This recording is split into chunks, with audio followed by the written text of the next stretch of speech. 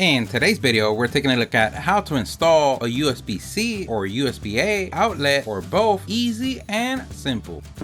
This is so simple, anyone could do everything that we use on the video. We're going to leave a link on the description. Don't forget to like the video and subscribe. That does help us out a lot. Thank you. So you woke up today and you're tired of trying to find a charger. Everywhere you look, you can't find the cable, you can't find the block. Don't worry, here at the StatUpBox team, we've got your back. 8 miles away, underground, but a back is a back. And the great thing about these outlets is you can get them both USB-C, you could get them both USB-A, you could get a combination like this one, you could get a 30-watt USB, a 60-watt USB, you can also get it with GFCI or a regular one, just like this one. No matter which one you get, the technique will be the same. A pro tip, always verify if your particular outlet comes with the cover. That might be something that you need to buy separately to add to your combo. And we all know that you are the combo grandmaster. The first thing that we want to do is verify that you do have a house. Secondly, an outlet. If none of these apply, we salute you. And now comes the most important thing of the whole video, and it's turning off the breaker for that particular outlet. Or you can turn off the main breaker, because the last thing you want on a clear sunny day is to die and say to yourself, smells nice outside, it smells like barbecue, and then notice that it's not coming from outside. Now that our non-contact voltage detector and outlet tester did not sound the alarms, we're ready to remove the outlet cover. Always remember the ancient technique passed down generation to generation of lefty-loosey, righty-tighty. Now we can proceed to remove the outlet itself. You'll notice one screw at the top and one at the bottom. This is what holds the outlet to the electrical box. You can remove one screw at a time, or you can use the ping pong method. A little bit at the top and a little bit at the bottom. And now that we made you smile and take you back to last night,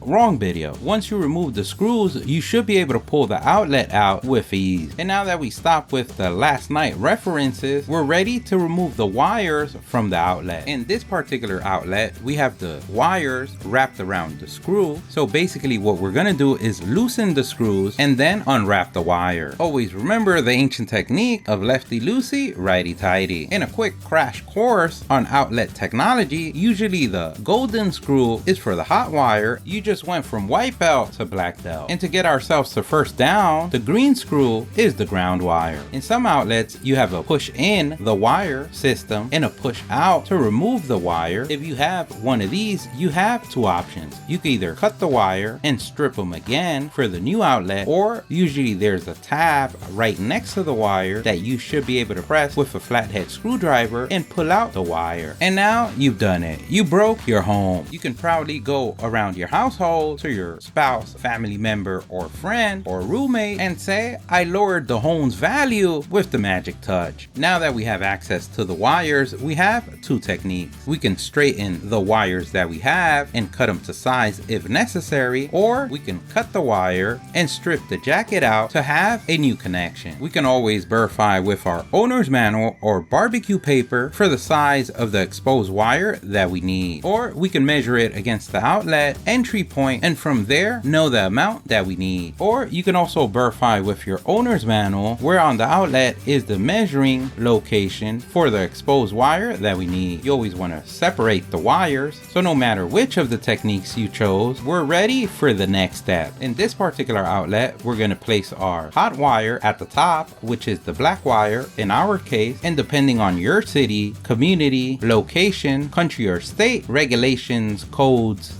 and laws, which color your wire can be. If you want to verify which wire is the hot wire, if you have your wires separated, you can turn on the breaker, and with the non-contact voltage detector, the one that beeps is usually the hot wire. At the bottom, we're going to install our white wire or our non-live wire or non-hot wire. And what we're basically doing is, if you notice, there's a pressure tab that once we tighten the screw, it would tighten the wire down securely securely in its final resting place. And remember, the goal is you don't want to have extra wire coming from the other side, but also at the same time, you don't want on the left side too much exposed wire or the wire cover or jacket inside the pressure tab. So measuring how much exposed wire you want inside the tab is crucial. Now that we connected the wires, we're ready for the ground wire. We're going to flip it around, and at the bottom you're going to notice a green screw that, depending on your ground wire, you might have to rebend the wire again or re-loop it or curve it or wiggle it. No, and not your body, but that does help a lot as well. So we want to insert it, bump and grind. I mean, we want to place the wire on the green screw like a pro. Always remember, after you tighten each screw, you always want to verify at the end by snugging it, pulling it a little bit to verify that it's securely in there. Now that everything's secure, we should be able to push the wires inside the electrical box and place our outlet on its final resting place. We're going to reverse engineer our way to glory. We're going to place our top screw and our bottom screw and tighten them securely in place. Always remember the ancient technique passed down generation to generation of lefty loosey, righty tighty. We always like to use the ping pong method, a little bit at the top and a little bit at the bottom. A couple of kids later, I mean, always make sure that when placing the outlet, it looks straight and level. And remember, when you finish tightening, you want to verify that the outlet is secure by trying to move it a little bit. If it doesn't move, you're good. And now we're ready for the cover. We're going to use the same technique, one screw at the bottom and one at the top. And remember, being plastic, you don't want to over tighten. These covers easily crack. And now you've done it. You can pat yourself on the back for a job well done. You combine the arts of outlets, chargers, all in one place. You become a black belt, third down killer of the DIY list. Don't forget, if you liked the video, please give us a thumbs up. That really helps. If you have any questions, please them in the comment section below. Either someone on the StatUpBox team or someone on the YouTube community can help you out with an answer. Don't forget to subscribe, follow us on social media. Thank you for watching, and here's a link to our latest video.